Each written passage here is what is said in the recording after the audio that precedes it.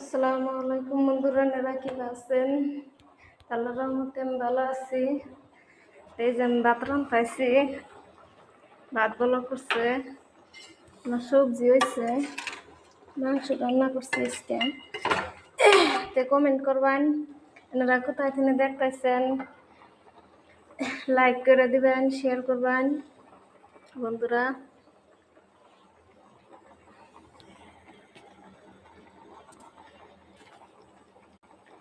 আরো জানি ভালো ভালো ভিডিও দিয়ে হারি।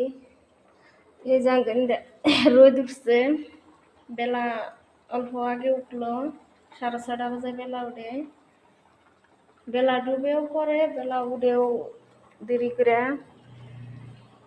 6:30 বাজে বেলা ডুবে, আবার উঠেও বেলা 6:30 বাজায়।